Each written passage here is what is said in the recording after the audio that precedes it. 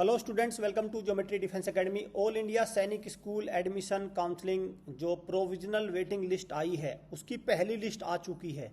अब क्या करना है भाई, आपको अब पूरा प्रॉपर चेक कर लो कि प्रोविजनल वेटिंग लिस्ट में आपकी रैंक कौन सी है। Check out your waiting rank at all over India level, ये इन्होंने एक लिस्ट जारी कर दी है। तो देखिए वो वेटिंग लिस्ट में अपनी रैंक कैसे चेक करेंगे मैं यहाँ पे आपको बताऊंगा, और उसका कैसे आपको फ़ायदा लेना है ये भी मैं बताऊंगा। चैनल को सब्सक्राइब कर लो, बेल आइकन पे क्लिक कर लो, क्योंकि आपका सपना अगर सरकारी सैनिक स्कूल में जाने का है, प्राइवेट में जाने के लिए तो मेरी भी आवश्यकता नहीं है, अपने आप ही चले जाओगे, कोई दिक्कत नहीं है। अगर पेपर दे दो तो वहाँ तो कोई ना कोई ले जाएगा, लेकिन सरकारी सैनिक स्कूल में आपको अच्छी पढ़ाई करानी होगी, बच्चे को पूरा उसका काउंसलिंग अच्छे से करानी होगी, मेडिकल अच्छे से कराना होगा, डॉक्यूमेंटेशन अच्छे से कराना होगा, तब बच्चा प्राइवेट सैनिक स्कूल में जाके एडमिशन ले पाएगा।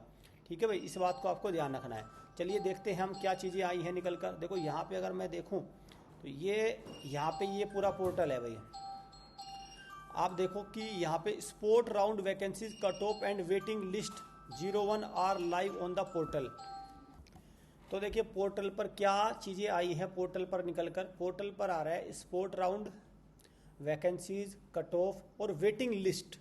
Waiting list 1 are live on the portal, portal पर लाइव हो चुकी है। तो यहाँ पे देखेंगे तो प्रोविजनल वेटिंग लिस्ट 1 ये आ चुकी है।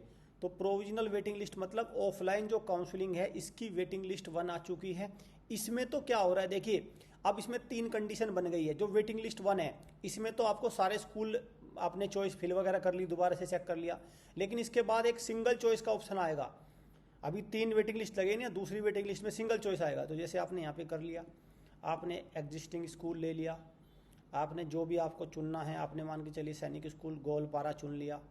सैनिक स्कूल गोलपारा में होम स्टेट है, अदर स्टेट है, जो भी है, आपने कौन सी कैटेगरी में चेक करना है और बॉयज़ है कि गर्ल्स है। ठीक है, तो आपकी ये रैंक निकल कर आ जाएगी। देखिए यहाँ से, ठीक है भाई, देखो ये रैंक आ गई निकल के। रैंक का मतलब क्या हो गया इसको समझिए। अब इसका मतलब ये हो गया, अगर मैं इसको, हाँ देखो मैंने इसको बहुत ही उसमें ले आया मैं, तो देखो ये क्या है। अब यहाँ से हो गई, जो पहली रैंक है वो 294 थी, 294 ऐसे 294, तो ये ओवरऑल रैंक थी भाई ये। ठीक है, अब ये 10वीं रैंक है। आप देख लो आपकी रैंक कौन सी है और कौन सी तक सीट भर चुकी है। तो ये पूरी लिस्ट इन्होंने अब जारी कर दी, 291 200 इस तरह से ना, ये आ गई 200, ये सारी इन्होंने। अब ये जो रेक्टिफाइड लिस्ट है अब दोबारा से आई है ये पूरी प्रोविजनल वेटिंग लिस्ट। तो इस तरह से आप अपने बच्चे का नाम चेक कर लो कि भाई कौन सा आपका कहाँ कितनी भी रैंक आ रही है उस स्कूल में। ठीक, तो उससे आपका क्लियर कट हो जाएगा। और दूसरा ये है कि आपने जो पोर्टल बना रखा है उस पर भी सारी जानकारी है भाई, सारी जानकारी है। अब ये समझो कि जो काउंसलिंग का शेड्यूल है ना, ये देखो प्रोविजनल ये 24-25 तक है लास्ट प्रायोरिटी, 26 को स्टार्ट हो जाएगा, स्वीकार करना पड़ेगा, एक्सेप्ट करना पड़ेगा। और जो ये वेटिंग लिस्ट 2 आएगी ना, इसमें केवल एक चॉइस ही मिल रही है, सिर्फ एक चॉइस मिलेगी, बस एक स्कूल लेना, कोई सा भी ले लो। ठीक है, सिंगल चॉइस वाली बात आ जाएगी। और फिर यहाँ पे आ जाएगा स्कूल वाइज, फिर एक तीसरी लिस्ट आएगी। और 11 अक्टूबर को तो ये पूरी शेड्यूल उन्होंने दे ही रखा है। इन्होंने इसके लिए एक वीडियो भी जारी कर दी है, सैनिक स्कूल वालों की तरफ से एक वीडियो भी आ चुकी है। और यहाँ पे देखो ये सारी चीज़ें, current year cut off, school matrix वगैरह, कितनी सीट बची हुई हैं, सारी चीज़ें। और लेटेस्ट न्यूज़ में भैया आपका ये रहा, इंस्ट्रक्शन वीडियो भी इन्होंने डाल दी है, तो उसको भी आप प्रॉपर देख लो कि क्या स्थिति अभी बन रही है। तो उम्मीद करता हूँ अब कोई डाउट नहीं होना चाहिए, अब सारी चीज़ें क्लियर होती जा रही हैं।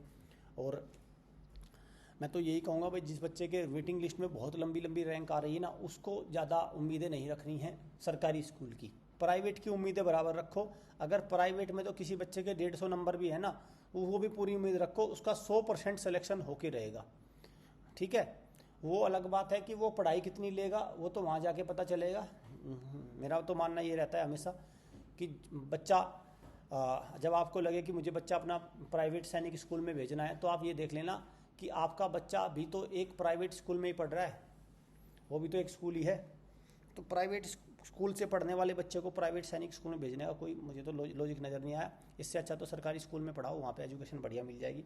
पता चला बच्चा घर से बाहर भी गया और 12वीं करने के बाद आना था उसको सुधर कर, तो वो कई बुरी लत का शिकार हो गया और आजकल हो भी रहा है। तो ये भी पेरेंट्स को सावधानी बरतनी होगी, क्योंकि सरकारी सैनिक स्कूल का एक सिस्टम बना हुआ है, यहाँ पे सारी चीज़ें स्टैंडर्ड है, गवर्नमेंट के स्टेक्स हैं।